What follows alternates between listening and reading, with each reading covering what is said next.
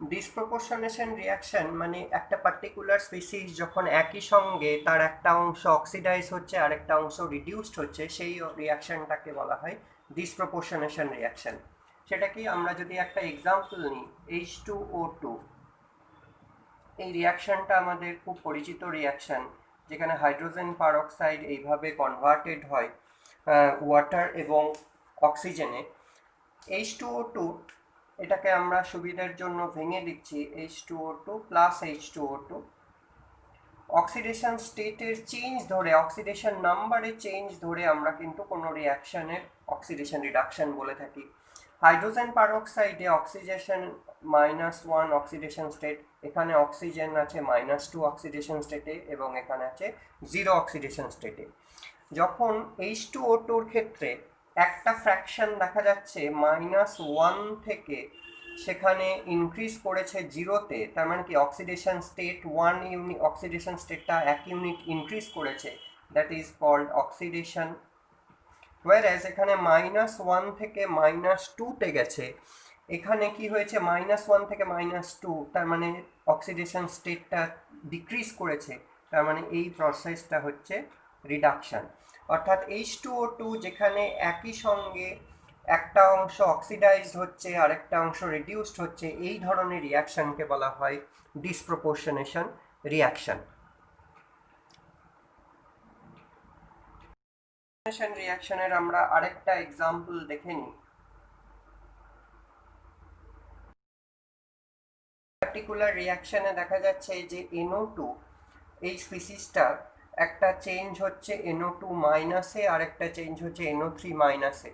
এখানে একটা particular oxidation state যেখানে NO2, এখানে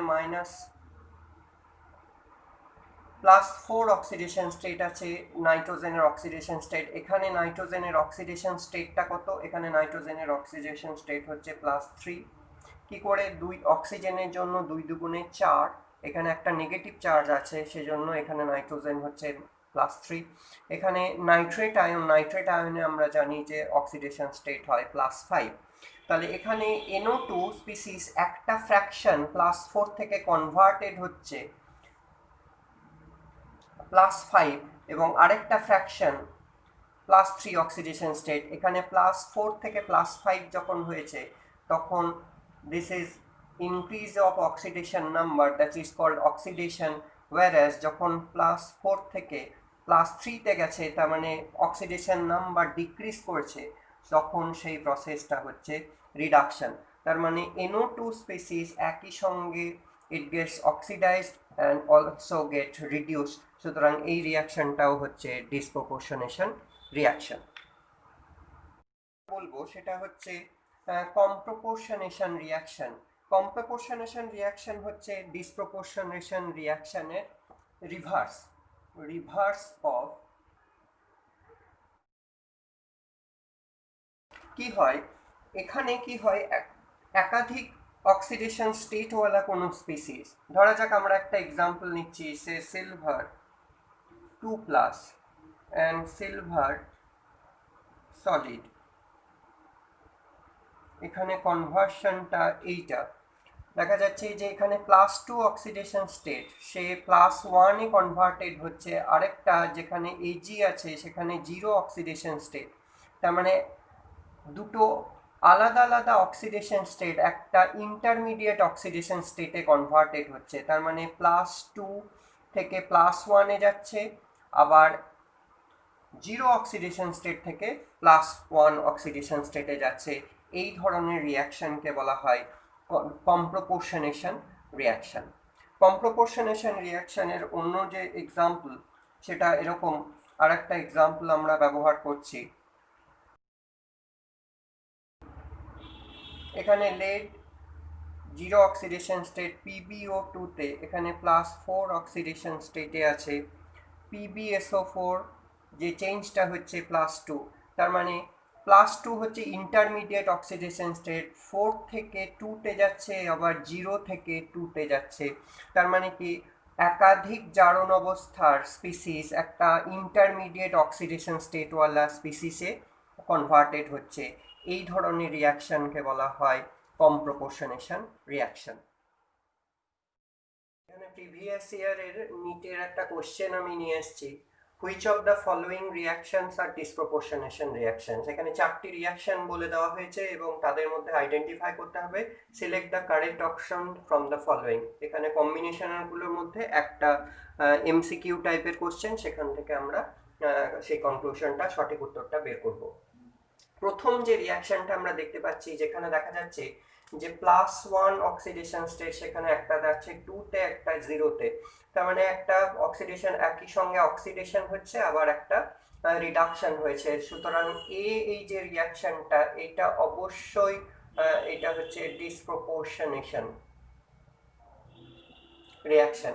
সেকেন্ড যে রিয়াকশনটা রয়েছে, এটা ডিসপ্রপোর্শন রিয়াকশন, সেটা বোঝার জন্য আমাদের বুঝে নিতে হবে যে চেঞ্জটা কোথায়। এখানে যে MnO4 2- রয়েছে, সেখানে ম্যাঙ্গানিজের অক্সিডেশন স্টেটটা কত, 4 দুগুণে 8, এখানে 2- রয়েছে, তার মানে এখানে এর অক্সিডেশন স্টেট হচ্ছে +6 অক্সিডেশন স্টেট। তার চেঞ্জটা কোথায় হচ্ছে, এটা হচ্ছে পারম্যাঙ্গানেট আয়ন, KMnO4 থেকে এসছে, এখানে 4 দুগুণে 8-, এখানে একটা নেগেটিভ চার্জ রয়েছে, তার মানে এটা অবশ্যই 7 অক্সিডেশন স্টেটে আছে। এবং এখানে ম্যাঙ্গানিজ ডাইঅক্সাইড যে স্পিসিসটা রয়েছে, O2 আছে, তার মানে এখানে 4-, তার মানে এটাকে ব্যালেন্স করার জন্য এটা 4 অক্সিডেশন স্টেটে হবে। তাহলে 6 অক্সিডেশন স্টেট, একটা চেঞ্জ হচ্ছে 7-এ যাচ্ছে, আবার 6 থেকে 4-এ এসছে, তার মানে এখানেও কিন্তু জারণ বিজারণ একই সঙ্গে ঘটেছে। সুতরাং এটাও কিন্তু একটা ডিসপ্রপোর্শনেশন রিয়াকশন অবশ্যই।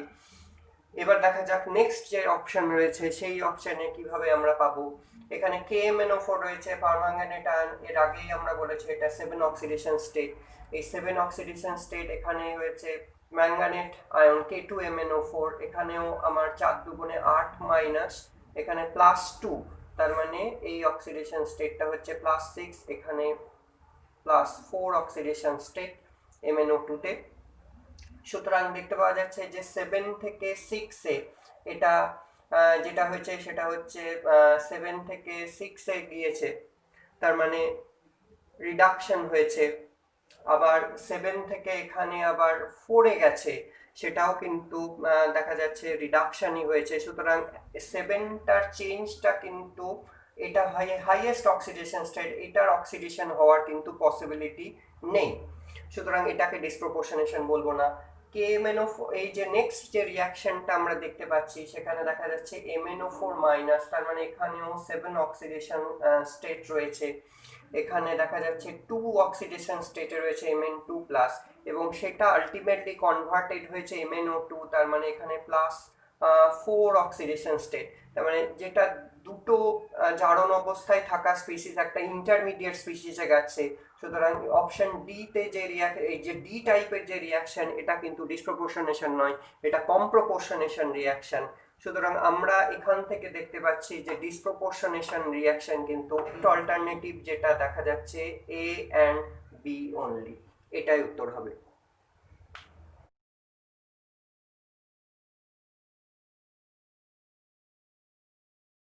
ধরনের কোশ্চেনের যে উত্তরটা আমরা ভাবতে পারি যে কপার 1 যেহেতু এক্সিস্ট করছে না, সুতরাং নিশ্চয়ই এই ধরনের কিছু ঘটে যাচ্ছে, অর্থাৎ ডিসপ্রপোর্শনেশন রিয়াকশন হচ্ছে কিনা সেটি আমাদের একটু বিচার করে নেওয়া দরকার। অর্থাৎ ডিসপ্রপোর্শনেশন হতে গেলে copper should be converted to 0 and 2+ oxidation state. তাহলে এই পোটেনশিয়ালগুলো আমরা কাজে লাগাবো। প্রথম যে চেঞ্জটা আমরা এখানে দেখতে পাচ্ছি, যে হাফ সেল দুটো এখানে রয়েছে, তার মধ্যে একটা হচ্ছে এই রিডাকশন প্রসেসটা, যেখানে কপার +1 স্টেটটা কপার 0-তে কনভার্টেড হচ্ছে, এবং এর করসপন্ডিং যে পোটেনশিয়াল ভ্যালুটা দেখতে পাচ্ছি, সেটা হচ্ছে E0 = 0.521 ভোল্ট। ওয়ারাস এখানে যে সেকেন্ড যে টাইপটা হবে, সেখানে কি হচ্ছে না, copper +1 it get oxidized to copper 2+ with the elimination of electron। এখানে যে পোটেনশিয়ালটা আমাদের মেনশন করা রয়েছে, সেখানে দেখা যাচ্ছে কপার 2 এবং কপার 1 এর করসপন্ডিং রিডাকশন পোটেনশিয়াল হচ্ছে 0.153। যেহেতু এই প্রসেসটা অক্সিডেশন, সুতরাং এই চেঞ্জ, এই সাইনটা কিন্তু রিভার্স হবে, এবং তার করসপন্ডিং E0 এখানে হচ্ছে oxidation potential with a negative sign 0.153 volt. এখন যদি এখানে নেট পোটেনশিয়াল আমরা ক্যালকুলেট করি তাহলে এখানে পাওয়া যাবে দিস উইল বি 0.368 ভোল্ট। তাহলে এইটা হচ্ছে সেই ক্ষেত্রে ওভারঅল রিয়াকশনটা আমরা দেখতে পাচ্ছি, এটা হচ্ছে সেই ওভারঅল রিয়াকশনটা। এবং তাহলে এই রিয়াকশনের পোটেনশিয়াল ভ্যালু এটা হচ্ছে পজিটিভ কোয়ান্টিটি হলে del G is equal to আমরা জানি এনএফ ই জিরো, তার মানে ই জিরো, এখানে ই জিরো মিনস হচ্ছে ই নেট। সুতরাং এই কোয়ান্টিটিটা যদি এখানে বসানো হয় it's will be positive quantity, এখানে বসাবো তাহলে ওভারঅল যে ভ্যালুটা হবে that will B A negative quantity. সুতরাং এই রিয়াকশনটা স্পন্টেনিয়াস হবে। সুতরাং কপার 1 অবশ্যই কিন্তু ডিসপ্রপোর্শনেশন করে। সুতরাং সেই কারণে কপার 1কে আমরা কিন্তু অ্যাকুয়াস ফেজে পাই না। একটা ইএমএফ ডায়াগ্রামে দেখতে পাওয়া যাচ্ছে পোটেনশিয়াল ভ্যালুস গুলো রয়েছে। Can Hg22 positive undergo disproportionation reaction, অর্থাৎ মার্কিউরাস আয়নটা কি ডিসপ্রপোর্শনেট করতে পারে। এখন যদি ধরে নিই যে মার্কিউরাস আয়ন ডিসপ্রপোর্শনেশন রিঅ্যাকশন করছে, তাহলে Hg22 পজিটিভ একটা চেঞ্জ হবে টুয়ার্ডস Hg, মানে যেখানে তার রিডাকশন ঘটবে, অর্থাৎ 2+ Hg22+ মানে এখানে +1 অক্সিডেশন স্টেট থেকে 0, অর্থাৎ এখানে একটা রিডাকশন ঘটতে হবে। এবং আরেকটা ঘটনা যেটা ঘটতে হবে, Hg2+ also has to get oxidised, এখানে অক্সিডেশনও হতে হবে, তবেই কিন্তু ডিসপ্রপোর্শনেশন আমরা বলতে পারি।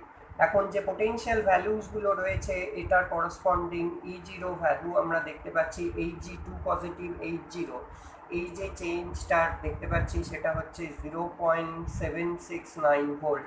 ওয়ারাস এখানে যে চেঞ্জটা হচ্ছে সেখানে হায়ার থেকে লোয়ার, এখানে করসপন্ডিং রিডাকশন পোটেনশিয়াল ভ্যালুটা রয়েছে, কিন্তু এখানে যে প্রসেসটা হবে এটা অক্সিডেশন ঘটাতে হবে। সুতরাং এখানকার E0 যে পোটেনশিয়ালটা হবে সেটা হবে অক্সিডেশন পোটেনশিয়াল, এবং সেক্ষেত্রে সাইনটা চেঞ্জ হবে, এটা হবে 0.911 ভোল্ট।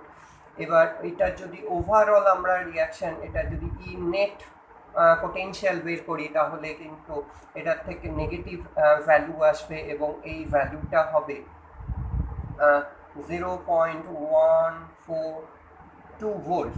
তার মানে এই ওভারঅল রিয়াকশনটা তখন আমরা লিখতে পারি টুয়াইস Hg22 পজিটিভ, এখান থেকে চেঞ্জ Hg0 অ্যান্ড Hg2+।